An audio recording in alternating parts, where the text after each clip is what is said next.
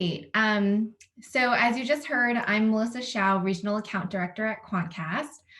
For those unfamiliar, Quantcast is a global ad tech company that's created this new intelligent audience platform that really empowers brands, agencies, and also publishers to really know and grow their audience.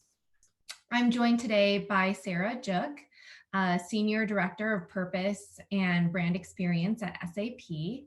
And we're here to talk about the very important topic of how brands can make diversity and inclusion part of their company DNA. So before we jump in, Sarah, could you please share just a bit about what you do in your current role, Senior Director of Purpose and Brand Experience? What does that really mean? Hi, yeah, thanks, Melissa.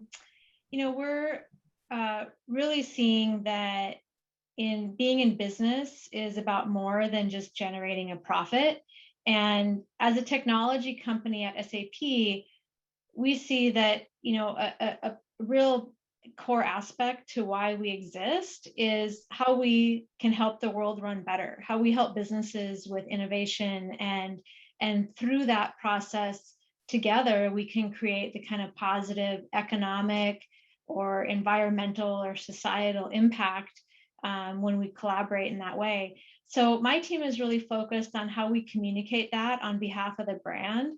And this idea really that our CEO has really leveraged as a really core part of our messaging is really how do we make sustainability profitable and make profitability sustainable, because we think that we can do that in partnership together. So my team really helps communicate that as part of SAP's vision for purpose and sustainability. And diversity and inclusion are really important aspects of how a business walks out that purpose and how we maintain that level of resilience in responding to the market. So looking forward to our discussion. Absolutely. I want to just kind of piggyback on that last thing that you said and have you go a little bit deeper. Why do you think more and more businesses like SAP from the top levels of leadership are broadening their business outcomes beyond profits and really putting an emphasis on diversity and inclusion? Well, I'll go back to a couple of years ago, something that Larry Fink wrote. And Larry Fink is the CEO of BlackRock, one of the large asset management firms. And he really kind of elevated this concept when he said that a company cannot achieve long-term profits without embracing purpose, because there's really a strong sense of purpose and commitment to stakeholders that helps a company connect deeply to its customers. And when you do that, you're able to adjust to changing demands in society. So recognizing that, purpose is really a big central part of what a business needs to, exist around. And so purpose can be associated with, efforts around environment or society or governance impacts, but it was also highlighted in some references in Harvard Business Review when companies were really managed for the long term in line with big trends like diversity and inclusion, they became more resilient. They were able to have this ability to react and respond and grow their company in relation to their market. So managing and fostering that kind of culture of accountability around diversity and inclusion, those kinds of practices will really pay off in what is called the diversity dividend. So that was also the subject of some research that Paul Gompers published a couple of years ago that looked at investment performance. He looked at venture capitalists and the kinds of partnerships that they were creating in their investment. When the partners were really similar, there was lower investment performance. So it demonstrated that diversity and inclusion were a part of contributing to company performance. And McKinsey also published research about 2015, which they then updated about 3 years later. And they looked at really gender and ethnic or cultural diversity. And through their research, validated, in 2 rounds of research over the years, companies that were in the top quartile, essentially, for gender and ethnic diversity, they're far more likely to have above average profitability and value creation overall. So the research was showing that companies with this greater diversity, they have access to broader talent, helps them, source talent, help them compete in a changing world. There's less bias or less kind of group think in the way that decisions are being made. And in a company that serves a diverse customer base, having a diverse team at that company can really increase innovation and increase the customer insight in that too. Absolutely. That makes perfect sense. And I really like that term that you brought up, diversity dividend. Um, so, on that vein, what is SAP doing to create an open and inclusive environment for employees? Yeah, it's is really an interesting place to be at of my career. SAP is a German-based company, but 100,000 plus employees worldwide, and we have employees from over 150 different nationalities. One of the things we have, and I know other companies have something similar, but we have over 80 employee network groups or employee resource groups. These groups help people find community and connection. They help create kind of safe places to explore issues. And there's an executive sponsor behind every employee resource group. Sometimes they can raise issues that then get fleshed out and brought to broader visibility in the company so that they can be addressed. So there are groups for Blacks at SAP, Latinos, Pan-Asians. There's a business women's network group that I'm a part of, and we have geographically based chapters that provide a place to meet up in person as well, and not so much this past year, unfortunately. But they're a place for kind of celebrating the uniqueness that people bring. Oftentimes, the celebration of that can be orchestrated across the company so that you create more empathy across other employees. So we can celebrate things like Black History Month together with this employee network group, and they are places for education and transparency around various topics, and really broadening the perspective across all of the company because of what these employee resource groups can do.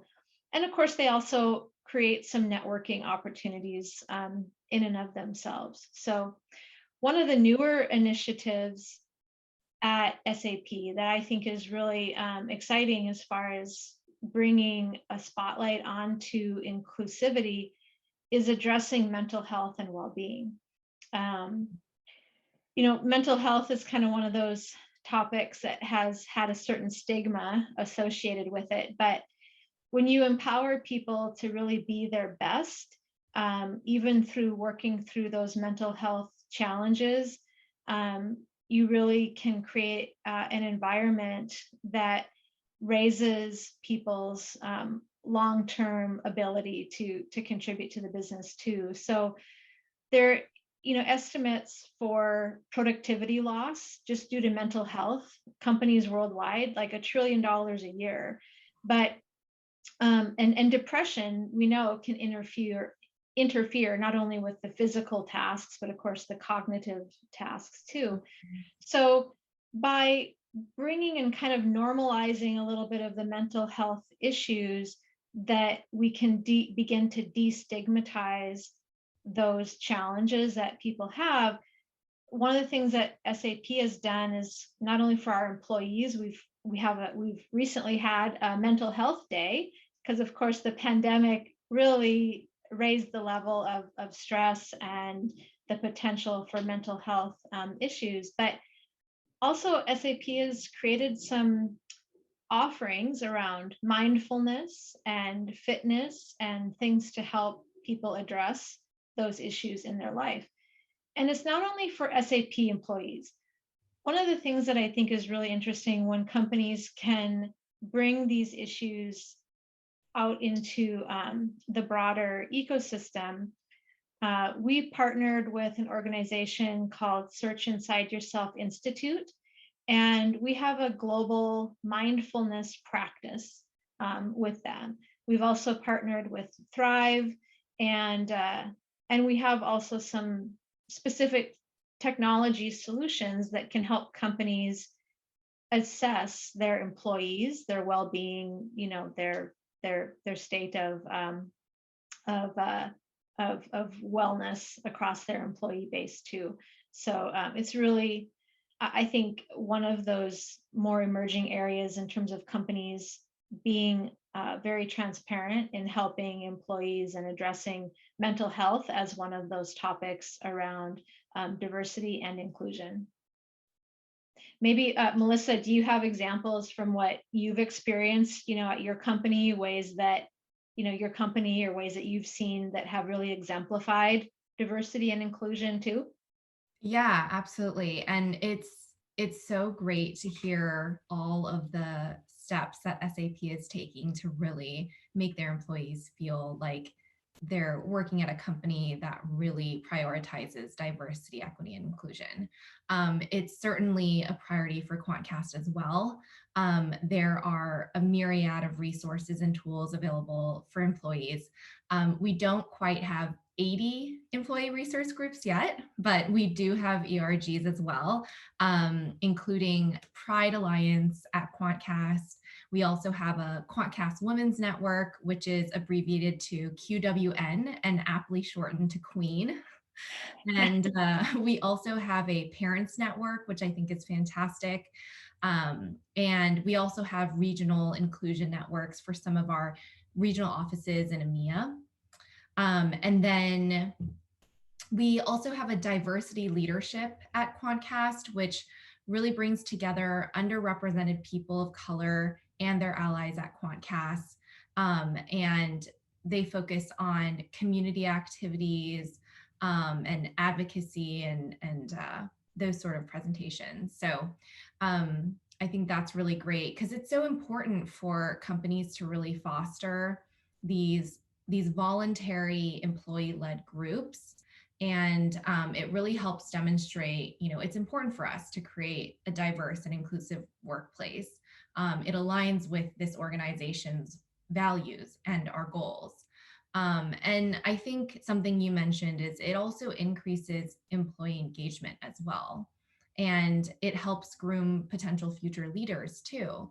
I've seen at my company, their employees who are leading ERGs that typically wouldn't get that much face time with ELT, for instance, they now have more exposure and, have taken on even maybe somewhat of like a mentee kind of role, which is really valuable. So definitely have seen a lot of great work coming out of our diversity, equity, and inclusion org. I'm curious, what is SAP doing to not only retain talent by creating open and inclusive structures for existing employees, but also recruiting a diverse talent base? Right. Yeah, so thinking about, how do employees even get here, right? We've really been trying to broaden the places from which we look for talent. And just, a couple of examples, we've worked with, in a partnership with a number of the historically Black colleges and universities, or HBCUs, and we help teach SAP software in those environments. We have SAP University Alliance program as well, and really trying to broaden the talent pool from where we seek to attract employees from. We also have a fairly unique program that is about neurodiversity and addressing autism and people on the autistic spectrum. How do we, bring their talent to bear in this space too? So this was launched about 8 years ago, and at SAP we bring in, people on the autism spectrum that they get a chance to kind of do some pre-employment training, and it gives them an opportunity to demonstrate their skills and abilities in ways that are not the traditional interview, which sometimes people on the spectrum, a traditional interview may not be the best way for them to demonstrate their capabilities, and it really helps improve our ability to have their wealth of talent and provide mentorship within this program so that they can move into job placement after a period of kind of training. And we've had some success with this program. We've also created really kind of a business roundtable for other companies to share best practices in this way. So it really gets better outcomes for companies. It's obviously better outcomes for autistic students, and helping us attract that kind of diverse talent. So I think it's really important for companies, when you think about diversity and inclusion, to embrace where you get talent from as a part of those considerations too. Yeah, that's amazing. That's incredible. I think that's fantastic. I think it's really great when you see companies really investing in the growth of their employees, and also supporting their employees with continued learning and training, regardless of their role or where they are in their career. Can you share what your company has done in terms of how it approaches continued education opportunities for its workforce? Yeah, I think, as employees come in, and as you have kind of the arch of your career, there's so much transformation happening. Digital transformation is just accelerating on so many levels, and that means there's really an increased need for addressing skills, ongoing skills readiness, but even just how do we think about enabling skills for the future. And we have to accept that the way people learn is changing, and there's a lot of diversity in the way that we want to create learning opportunities that are say non-traditional. And we have actually an executive level position at our company around learning, and not only for employees, but in our broader ecosystem, for our partners, for customers. And this kind of approach to learning for life is really about looking at the skills that will be needed for a digital future. How do we lower the barriers to learning for anyone, anywhere? And we have a massive online course, or a MOOC, called Open SAP. There's a ton of free classes, flexible, accessible learning certifications that can be earned through that. I mentioned the university programs that we also run.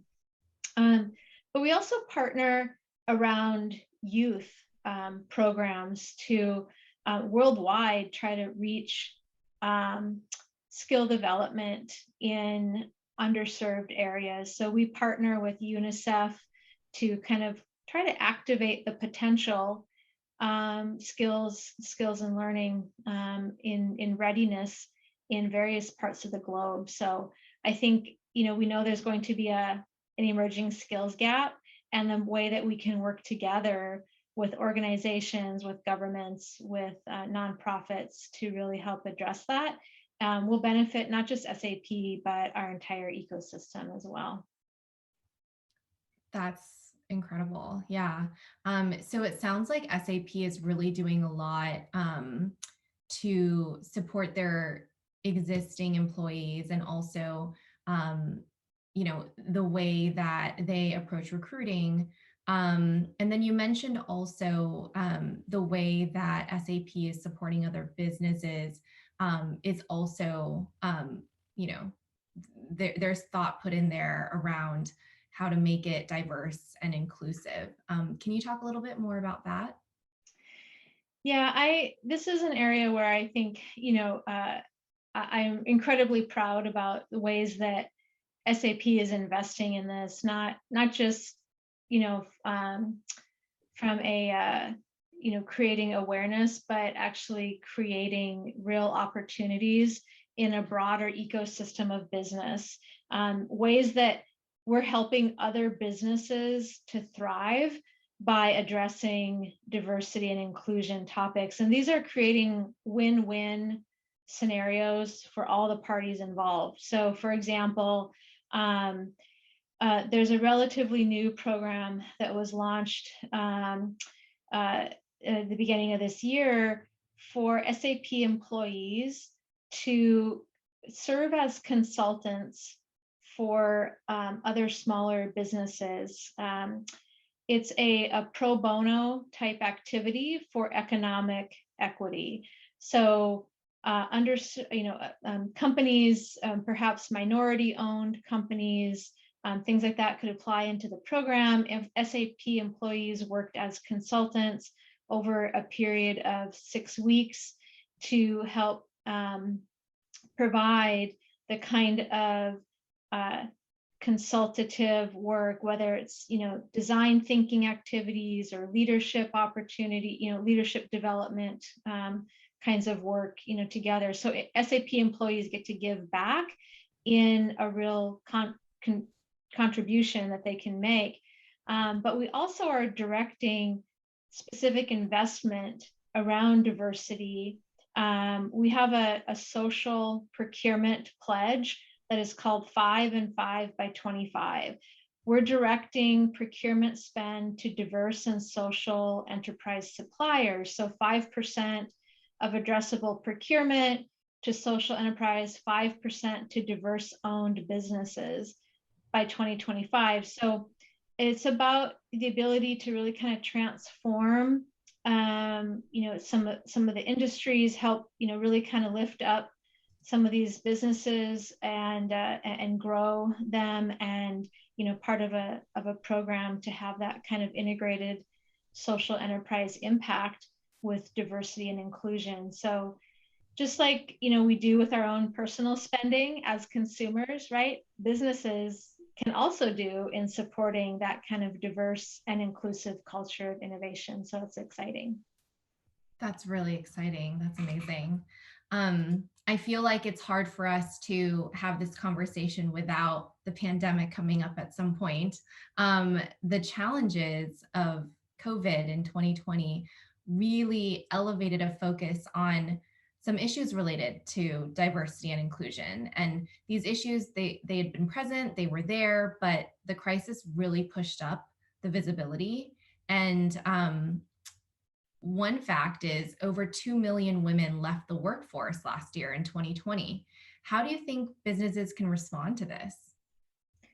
Yeah, things have really been shaken up, I think, right? And I think it's been a watershed moment where people are looking at what brands are, how brands are responding.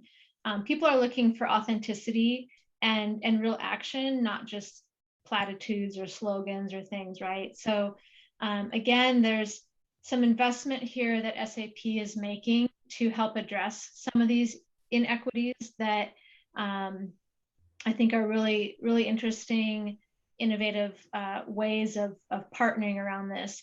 One partnership that we've done is with an organization called Hey Mama. And Hey Mama provides resources for working women, many of them entrepreneurs who are, doing the juggle, right, of supporting, their dual roles. So Hey Mama provides some professional growth and advancement, mentoring, some professional networking, and it helps support the future of work for mothers. And SAP is providing a grant for 100 early stage entrepreneurs to have a 1-year membership in that network. We also have an internal innovation investment venture, kind of like our own venture capital kind of investment internal to SAP. Well, we have a program within this innovation group to accelerate over 200 startups that are either female or underrepresented founders by 2023. So through this incubation program with SAP, these founders get access to the resources and mentoring and consultative services that this investment group can support them with. McKinsey has estimated that really working now to advance gender equality can add trillions of dollars to GDP over the next 10 years. And like we were talking earlier with some of the research, some of the more diverse leadership teams that you can have, even in a venture stage, they'll achieve much higher revenue from that innovation. Lastly, more on kind of the ethnic diversity, racial diversity focus, another commitment that SAP has made is in a program that we stood up last year called Spotlight Black Businesses. And this is part of our commitment to helping fight some of the injustice, some of the racial inequality. And we know that Black-owned businesses suffered a lot under the pandemic, disproportionately so in some ways. So we had a program where SAP employees could nominate Black-owned businesses from their local communities in North America.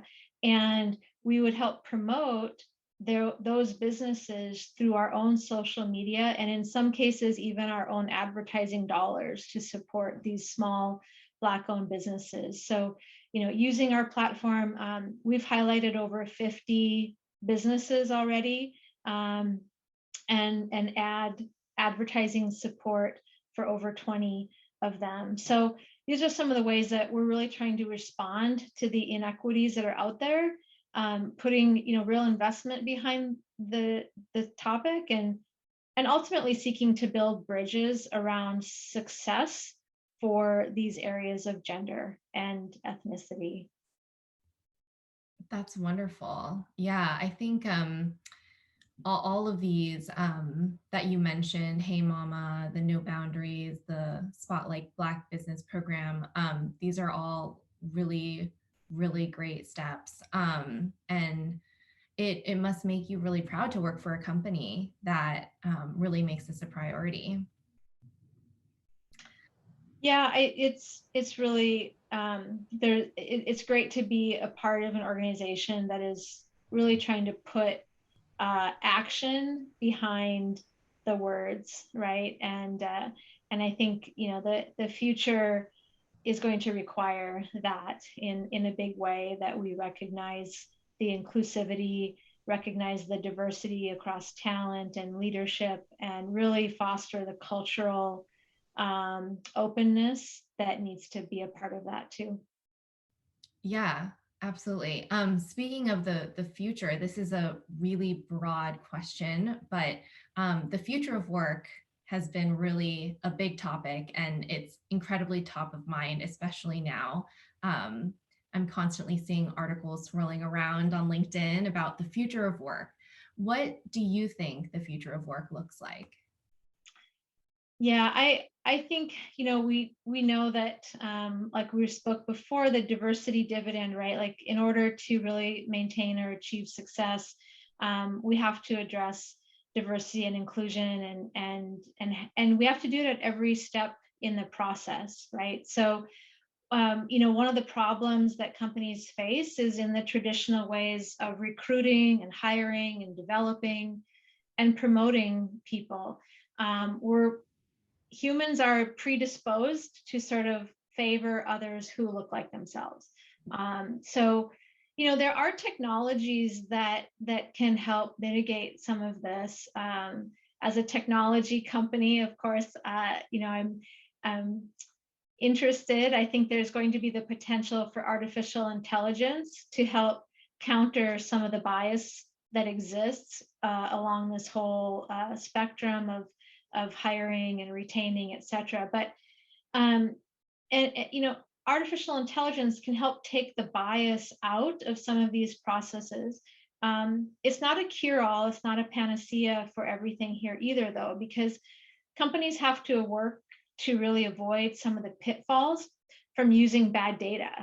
Artificial intelligence is, founded on the data that you feed it, right? So I think the absence of diversity, especially in leadership of big companies, is well documented, but companies that succeed at creating that more diverse workforce, they'll need to take some real deliberate steps to do that. But I think the evidence is clear that there are rewards for doing that.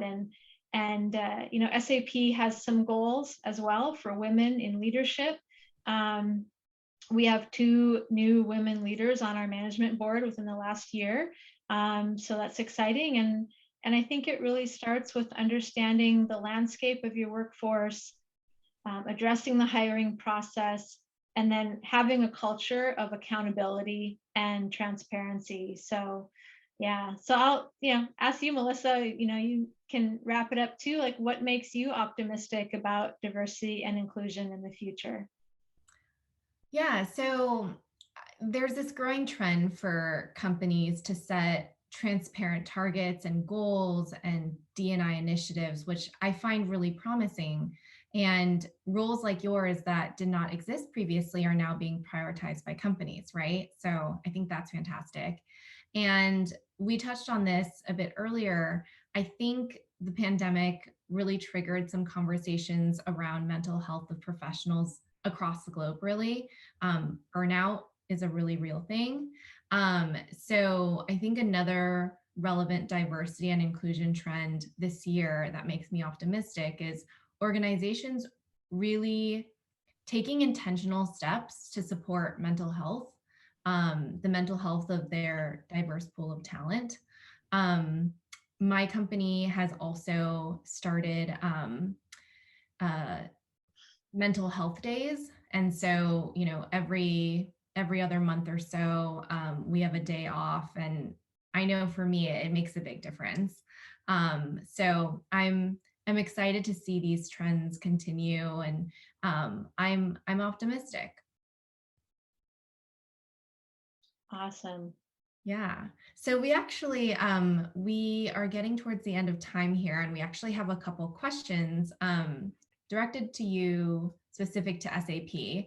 So Dave Edwards is asking, how is SAP benchmarking DEI data of their existing marketing agencies?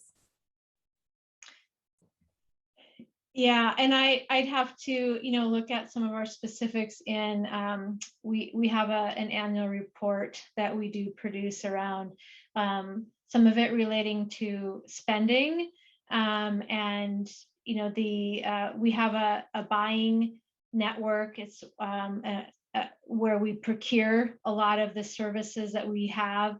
I mentioned this 5 and 5 by 25 pledge, where we want to, of our discretionary spending, increasing the proportion of that spend that goes toward minority-owned businesses or businesses that also have a social enterprise focus. So we are measuring that with real spend as well. And I think we're trying to make sure that we leverage the investments that we make, not only in marketing, but even across other categories of procurement, whether it's office supplies or other business services that we engage with as well. Great. Dave is also curious, how is SAP ensuring proper DEI portrayal in communications? Yeah. And this one's always, I think, trying to bring authentic diversity across, whether it's the imagery that we use, the language, the messages that we have, what we use. We actually have a campaign around our employee branding, around the ability for people to come to SAP and maximize their potential. We're running that campaign with our employees, with representation across our employee base. So, as a global company, there's a lot of representation from various, ethnic groups, a lot of different, diversity. So trying to make sure that we portray that in the kinds of communications that we run, and like I said, even in the language that we use. The benefit of being a company that has operations in a lot of different parts of the world, you will get pushed at times for people to, kind of say, hey, what about this or that, that doesn't translate well. That's not very inclusive of these cultures. So there's a lot of accountability that we get just, again, by having teams with that kind of diversity baked in to our leadership too. Absolutely. Great. So Sarah, I've really enjoyed our conversation. I think we're close to time here. I don't think I see any other questions, but it's just been really wonderful to hear about all that SAP is doing to foster a diverse and inclusive environment. Yeah, thank you, Melissa. It's interesting to hear your perspective too, and I've enjoyed it. So thank you. Awesome.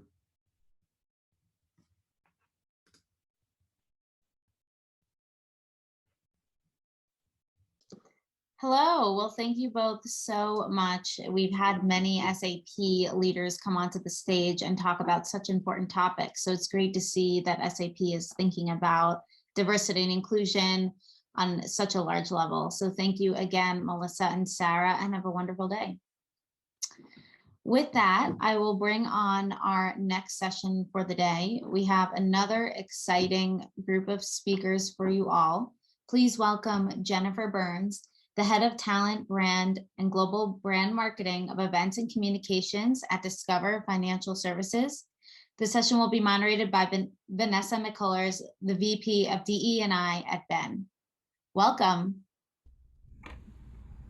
Thank you. Hi, Ariel. Hi, Vanessa. Nice to see you. Hi, Jen. How are you? It's great to see you too. Well, thank you so much for the opportunity, Ariel and Brand Innovators. I'm super excited to meet with Jennifer face to face, I can say, right? Over this virtual